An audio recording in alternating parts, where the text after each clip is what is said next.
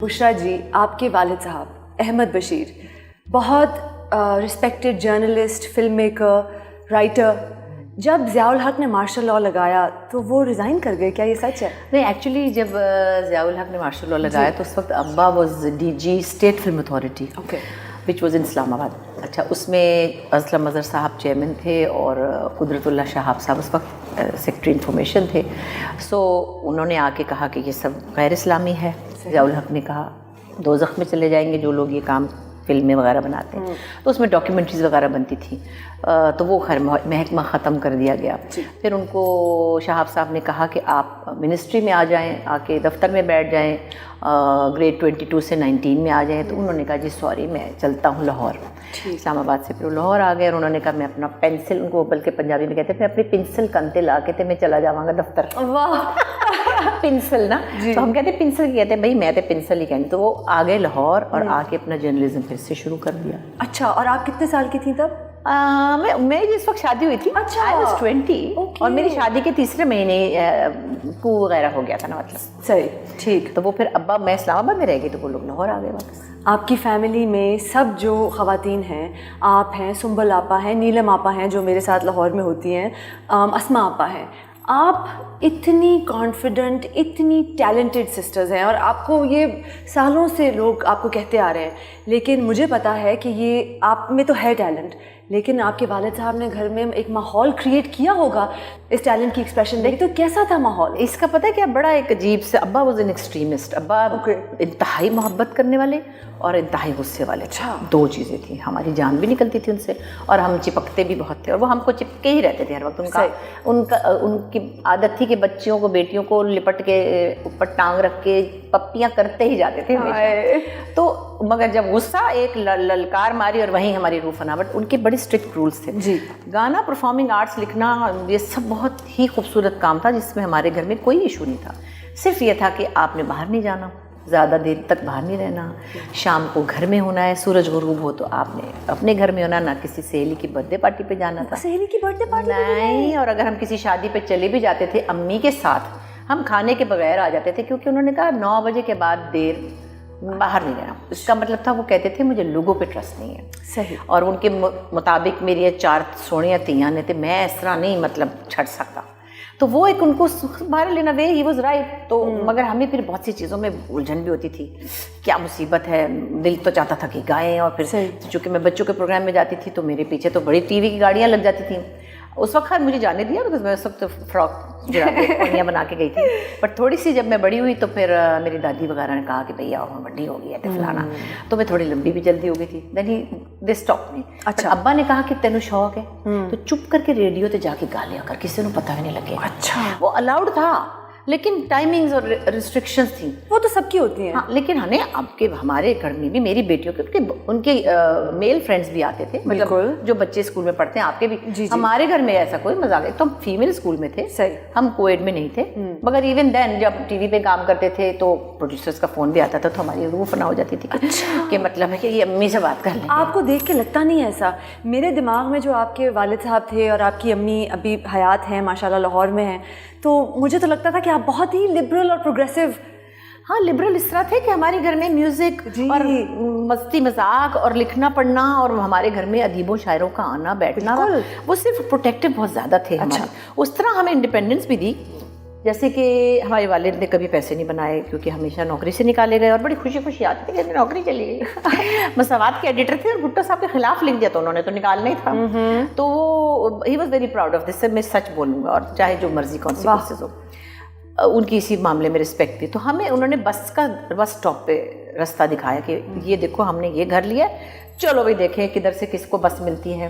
ہمیں اس طرح انہوں نے انڈیپینڈنس بھی تھی. ہمیں کانفیڈنس جو آیا ہے، ہمیں اپنے اون پہ اسکول جانا اور آنا، لیکن یہ بتایا کہ کسی سے کچھ لے کے کھانا نہیں ہے اور کہیں اترنا نہیں ہے. 2-4 چیزیں پکی بتائی تھی.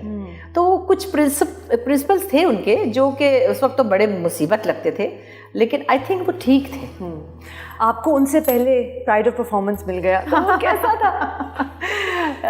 نہیں، ان کو پتہ ایک دفعہ ملا جی، اور پھر پتہ نہیں کیا شاید کوئی کسی گورنمنٹ کی پالیسی میں یہ آیا کہ جی وہ ذرا اپنی بات کہتے تو ان کا واپس ہو گیا تھا. میں نے اچھا، پھر مجھے مل گیا تو پھر اس کے بعد کافی دنوں بعد آئی ڈونٹ نو ان کو شاید بے نظیری کی حکومت میں ملا تھا.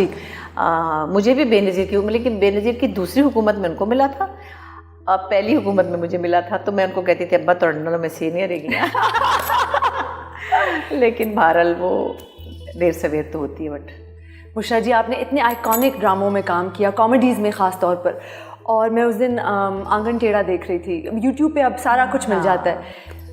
فارمولا آف سکسیس کیا تھا اس وقت؟ بیکاز اب تو وہ فارمولا آف سکسیس نہ ہے اور نہ ہی کسی کی کیپیبلٹی ہے آج کل وہ چیز بنانے میں. تو اس وقت کیا تھا میجک؟ آئی تھنک ٹائم کے ساتھ بہت کچھ سب کچھ چینج ہوتا ہے زندگی میں. صرف ناٹ اونلی دا ڈراماز, ہماری لائف میں اور بہت کچھ چینج ہوا ہے. آپ کے پیرنٹس نے بھی دیکھا بہت کچھ چینج ہوتے ہوئے, ہمارے پیرنٹس سے پہلے ان کے پیرنٹس نے بھی بہت کچھ. تو زندگی بدلتی ہے, we have to accept that. Okay. مگر اچھی بات یہ ہے کہ اچھی چیزوں کے لیے زندگی بدلتی ہے. ہماری بیسک جو کہنا چاہیے ہماری جو روایات ہیں, ہمارے جو بھی ہمارے نارمز ہیں فیملیز کے, یا ہمارے براٹ اپ میں جو چیزیں بیسک ہوتی تھیں وہ اب چلی جا رہی ہے. تو اس کا مجھے بڑا دکھ ہوتا ہے. مثلاً تو ٹھیک ہے, ہم سے پرانے زمانوں میں تو اور بھی تھا کہ جی بیٹھک میں مرد بیٹھے تو عورتیں نہیں جاتیں. وہ ہم نے دیکھا ہمارے دادا کے بیٹھک میں ہماری دادی نہیں جاتی تھی ان کے دوستوں میں. اچھا. ہماری امی کو ہمارے ابا نے بہت کمپینینشپ دی, وہ اپنے ساتھ ان کو لے کے ہر جگہ جاتے تھے, اور ادبی محفلوں میں بھی لے جاتے تھے, اور پھر اجوکا کے ڈرامے دیکھنے بھی, اور کلاسیکل میوزک کانفرنس میں بھی. تو my mother was his friend. تو وہ ہم نے دیکھا کہ ایک آدمی اتنا پروگریسو ہے کہ وہ اپنی بیوی کو ہر جگہ, اور میری امی بڑی اسمارٹلی ڈریس اپ ہوتی تھی, نیلز بڑے ہوئے, ساڑیاں پہنی ہوئی, ماڈرن فیشن. میں آپ کو بتاؤں ابھی بشریٰ آپا نے میری ساڑی خود آ کے باندھی ہے, میں نے بہت بری باندھی تھی. اس کو فکس کرنا ہوتا ہے, بس سمجھنا ہوتا ہے اور کچھ نہیں.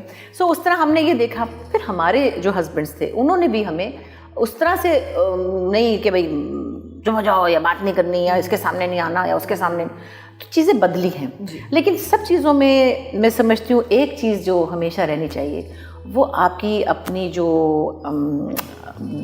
بیسک ایتھکس آف لائف ہے وہ نہیں بدلنی چاہیے, جس میں اب تھوڑی اپسیٹ زیادہ ہوں بیکاز آف سوشل میڈیا. اچھا. گھروں میں تو میں نہیں سمجھتی کہ اپنے اپنے گھر کا سب کا ماحول ہے. کسی کے گھر میں کوئی کسی کو تو کہتا ہوگا, کسی کو آپ کہتا ہوگا. اچھا, میں اتفاق سے بچپن سے اپنے بچوں کو آپ ہی کہہ کے بلاتی ہوں, ٹھیک ہے. جب پنجابی میں ہم بولتے ہیں تو ہمارے امی ابا نے ہم کو تو ہی بلایا کہ تو اتنے بیٹھ جاتے, تو کھا لے. پنجابی میں تو کہتے ہیں, آپ کی امی بھی شاید کہتی ہوں گی بیکاز یو آلسو. بالکل. لیکن ہمارے ہاں تو ہم نانی کو مطلب بچپن میں کیونکہ نئی پنجابی سیکھی تھی تو گالیاں بھی دے دیتے تھے, پتہ نہیں تھا کہ 2-3 سال کی عمر پہ. اب میں کیمرہ پہ نہیں کہہ سکتی. اچھا, ہمارے گھر میں جو بہت ہی کہیں تباہی ہو جاتی ہوگی تو ہماری امی کسی کو الو کا پٹھا ہی کہہ دیتی تھی, مطلب الو دی پٹھی تو ختم. مطلب اب تو لوگ سمجھتے ہیں, خاص طور پہ آپ کی جنریشن کے بچے, کہ جو انگریزی میں بھی کچھ الفاظ ہے کہنا وہ کول ہے, اٹس اوکے, رائٹ. بلکہ شاید ان کو پتہ بھی نہیں چلتا کہ وہ کیا بول رہے ہیں. کبھی کبھی ایسا ہوتا ہے کہ آپ کے جیسے اچھے اچھے پیارے پیارے بچوں کے ساتھ میں کام کرتی ہوں. اور کبھی کبھی ایک, میں نام نہیں لوں گی, بڑا پیارا ایکٹر ہے, all children are very close to me. آپ کو پتہ ہے میں سب کو بہت پیار کرتی ہوں, بہت. میرے سے کوئی ڈرتا نہیں ہے, شکر ہے.